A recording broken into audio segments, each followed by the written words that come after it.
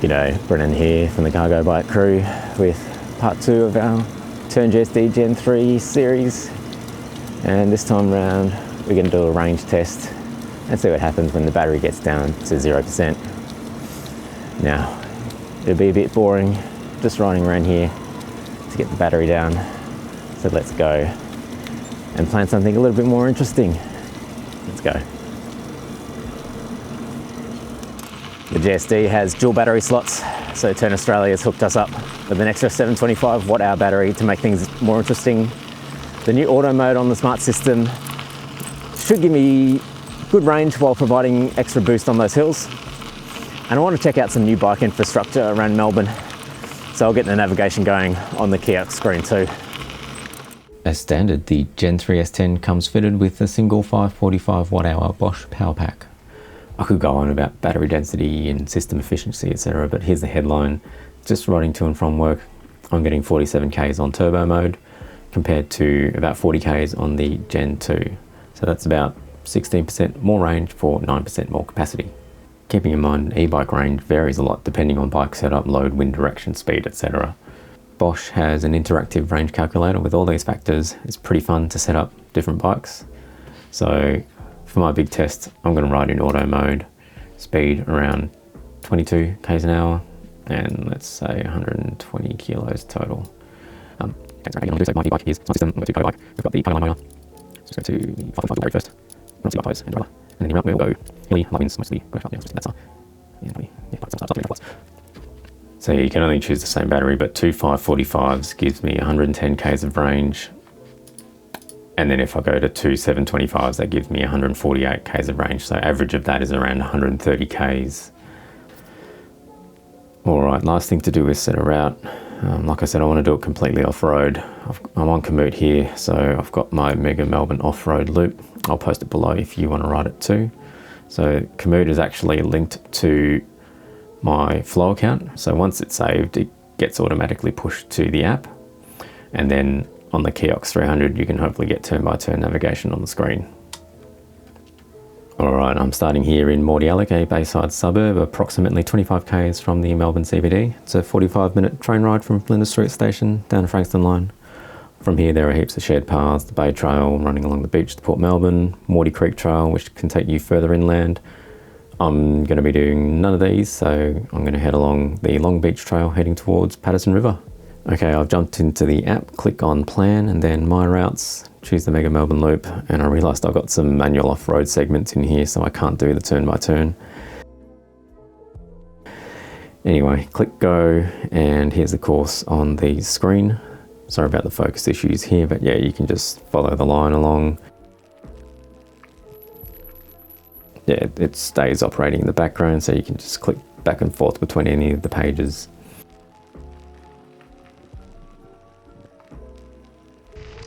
The trail starts off as hard-packed granitic sand, not as loose as a gravel track and quite smooth. In my previous video I mentioned that we've got the Schwalbe pickup tyres on the Gen 3, so it's a pretty good all-surface tyre for urban and suburban adventures. This is a really nice trail, so lots of signal crossing so you don't have to deal with traffic. You just cruise along, hit the buttons, be on your way.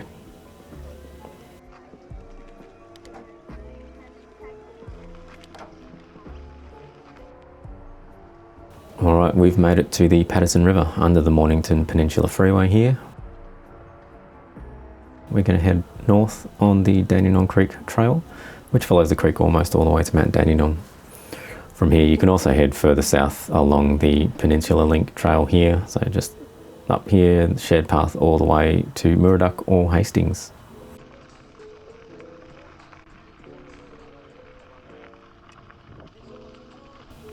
Heading past the water treatment plant here, definitely not as smelly as it used to be. And I've just spotted along Eastlink this mini hotel that's not a real hotel, it's just a very expensive art piece. Let's have a quick look at the auto mode on the Bosch Smart system. So what it does is basically like cruise control, so it tries to hold the rider's speed, cadence and input power, and it will adjust the motor output power to make sure your speed stays the same. So heading down the hill here, the motor power backs off a little bit, tries to keep the speed around 23 k's an hour, and then on the flat it goes back up to sort of tour mode. Then when you come back up to the ramp at the other end, it'll increase the motor output power to hold your speed, but your rider input power stays about the same.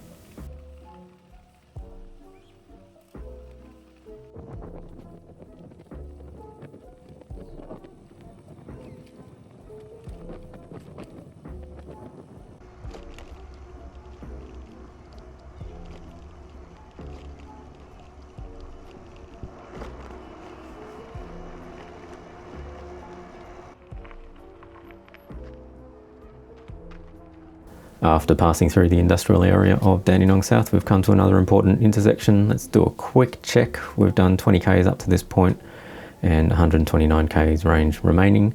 Not many hills, so a bit better than expected. There's a shed path down here following the Dandenong bypass a bit further into Dandenong South to the east. That's just where we came from.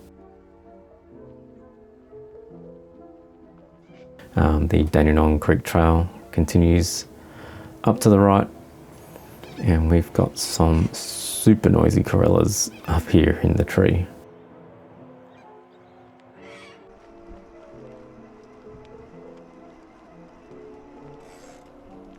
Crossing the creek, we're onto the East Link Trail.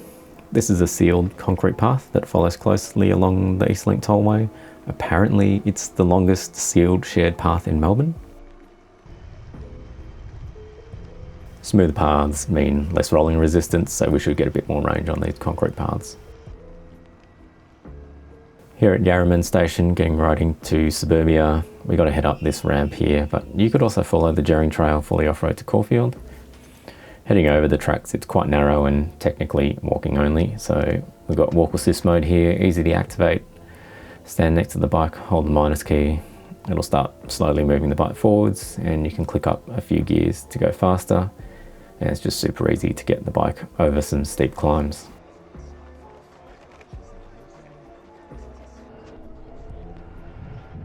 Heading over this bridge to the other side of East Link.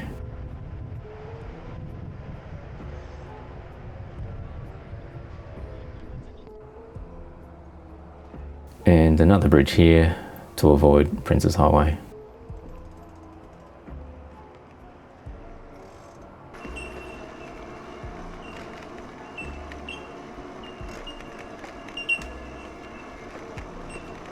In Mulgrove, the East Link Trail meets up again with the Dandenong Creek Trail, so we'll keep heading north through some really nice wetlands. Really nice to ride with just the sound of the birds. Plenty of places to stop and just take a break, like Joel's Park here. Here we got Chesterfield Farm. And there's the trail just there. Hello cows.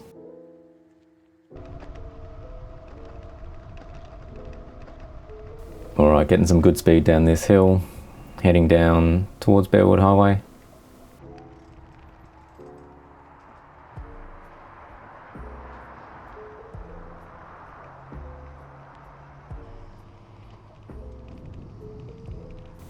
And then down into Coomba Park, another nice place to stop if you need to.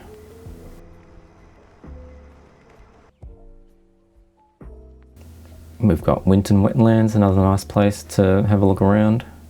And we'll just turn over this bridge here, which I think might be the bumpiest bridge ever.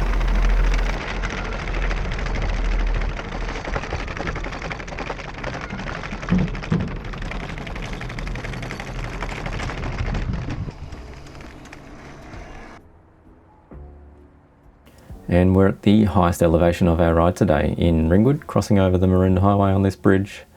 Let's do a range check. So we've done about 45k so far, and range remaining is 72k's.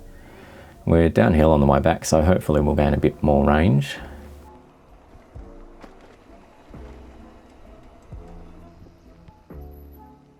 And not far from the last stop, I noticed a water tap.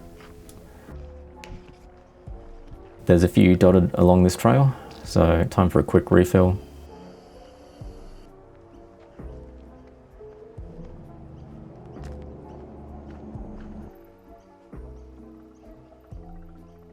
We've got to turn left here, but off to the right is the Mullum Creek Trail, more shared path heading east towards Croydon. This section here is one of my favourite trails to ride, right in the bushland, winding through the trees. It's a little bit hilly, and if you're heading out here in the winter, be super careful. As you can see that sign on these boardwalks, there's black ice in the morning and it will take you out. Ask me how I know. Next turn off is an easy one to miss. If you keep going straight, it turns into the Komoot Creek Trail and follows the Eastern Freeway all the way into the city.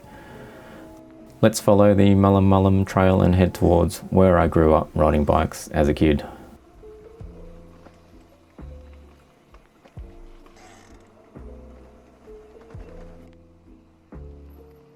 Quick toilet break here at Park Road. And we're at Beasley's Nursery, recently upgraded with some new facilities. Nice place to rest with the kids, cafe inside there. But let's head a bit further along here. We're really going to test out the cargo line motor and the Dior drivetrain at the Templestowe hill climb track, otherwise known as the Wall. From the 50s to the 80s, regular race meets were held. Cars would race up the 1K track to see who could get the fastest time. And this middle section right here is a 1 in 2.5 or a 40% gradient. I had no idea how this would go. Yeah, it just goes straight up. All right, hill start, foot on the pedal, hold minus, hill start active, here it goes.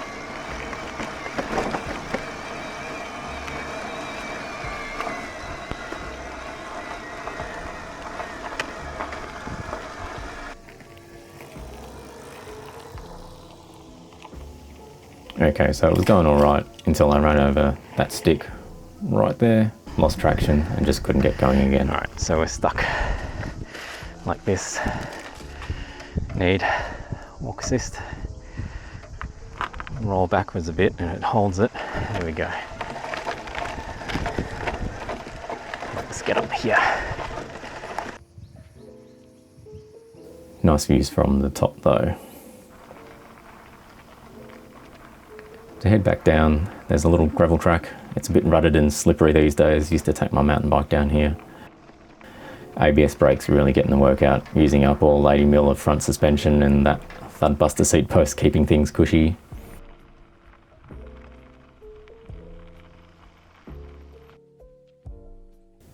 And just checking at the end, there were 4 ABS activations down there, so working well. Time for a lunch break. Quick range check, 58 k's down, 61 k's range remaining, so a little bit better than before. And I just noticed my phone battery at 48%, so connecting to FlowUp actually uses your phone GPS, so your battery is going to drain faster. And luckily I grabbed my USB-C cable on the way out, so quickly plugged that in.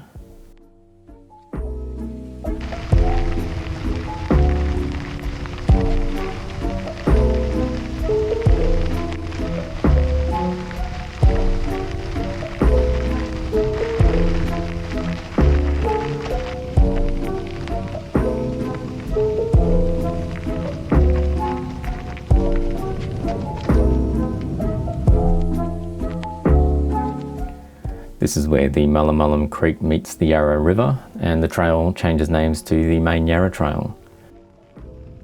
So up there, heading through Candlebark Park, that's where I used to mountain bike as a kid. It's a small loop, maybe 4 or 5 k's through the trees, very rocky and hilly, really natural, not groomed at all. And while I was here I thought maybe we'll just pass through the lower section here, it's not too technical. Just have a bit of fun, see how the GSD goes.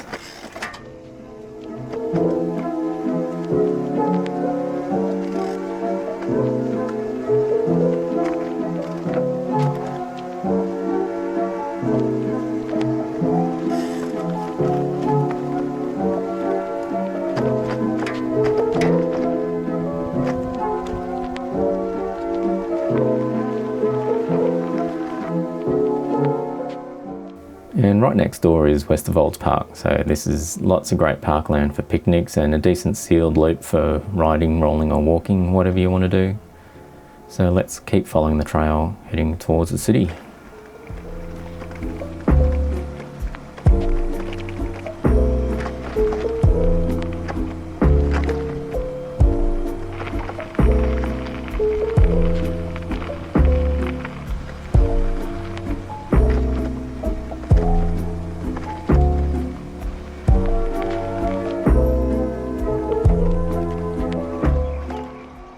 Here we go, crossing this bridge over the Yarra River.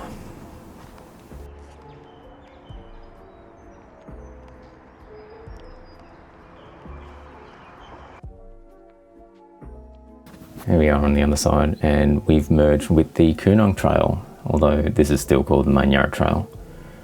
The sign says 21 k's to the city from here.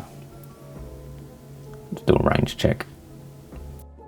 So 75 k's in, and we've got 62 k's of range remaining, so it's actually jumped up since the last stop.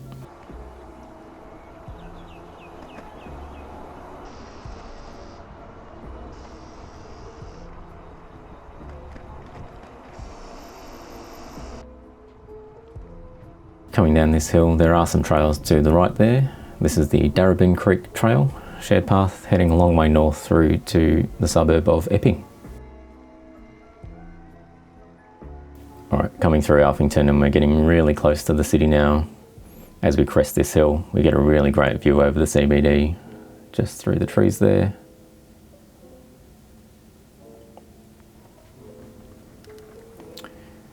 And over the pipe bridge. This is a bit squeezy, so please walk if there are oncoming pedestrians or other cyclists here. Through here past Dites Falls. This is actually a natural rock waterfall that was built up back in the early 19th century. There was a flour mill here, and they had a water powered mill on the side of the river.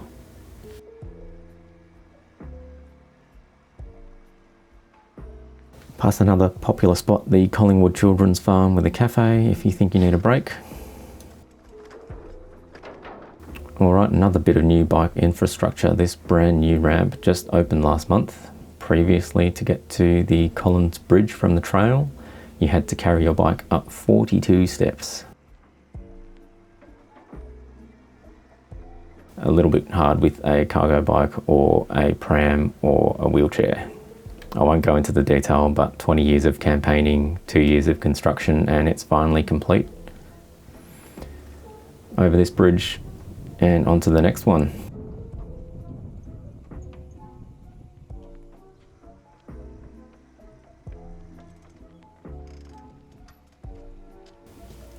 Alright, here's the Walmer Street Bridge. This opened last year, so some improvements here to widen the north side.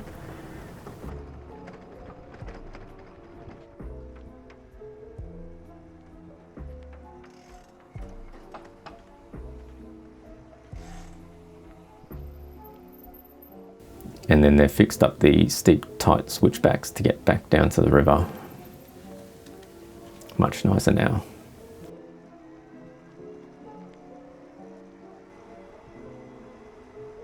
Alright, we're getting close to the city now. Underneath CityLink here. And then we're onto the floating pontoons.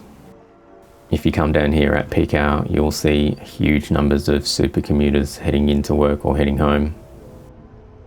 Just cruising past the traffic here.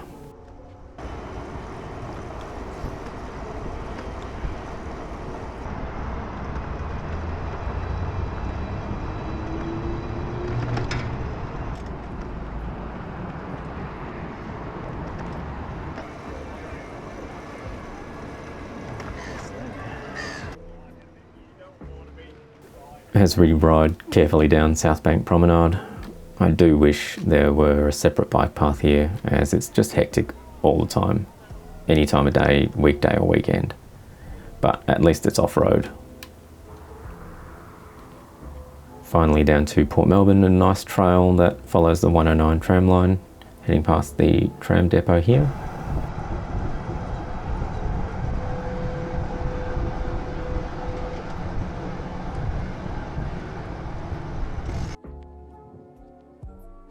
And this is the end of the line. Just taking a quick break here in Port Melbourne. I actually got a 30% battery warning just as I got here, so 99 kilometers down. And I know we're about 30 k's from home as we hit the beach, so we should just make it 39 k's of range left. And this is the Bay Trail here, so it runs along the east side of Port Phillip Bay, off-road all the way back to Mordialloc where we started. So enjoy a bit of this footage as we count down the Ks.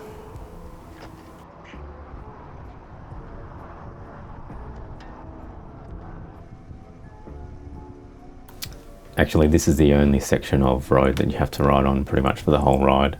So this is a dead-end road that just leads to some car parking in St Kilda, and it's a 20k/h speed limit, so really no issue for anyone to ride down here safely.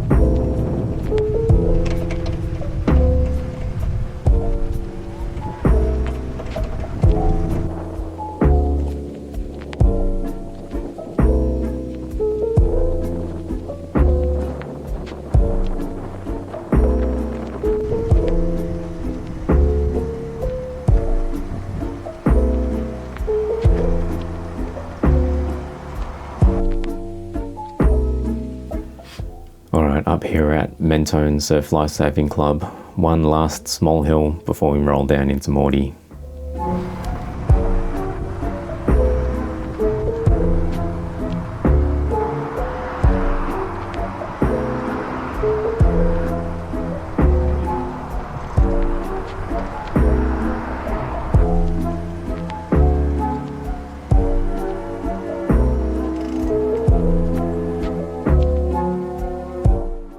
And here's the finish line. I'm pretty knackered by this point. Final stats, 127 Ks done, 9% battery remaining, 15 Ks of range. Actually, didn't I say I'd ride this down to 0%? So I actually did a little bit more riding, a few loops around home to see what happens. When the battery gets to 0, the motor assist cuts out completely, but the system goes into light reserve mode, so you can still ride safely at night with your lights on to slowly get home. In the end, 137 kilometers, which is pretty close to what we estimated on the range calculator actually. So yeah, hopefully range anxiety isn't going to stop you from riding an e-bike on that long ride or commute. If you get 2 of the new 800 watt-hour packs, that'll get you well over 160 Ks of range in the same conditions. Hope you enjoyed this video. Give it a like if you found it entertaining or useful, and subscribe for more like this one. Cheers.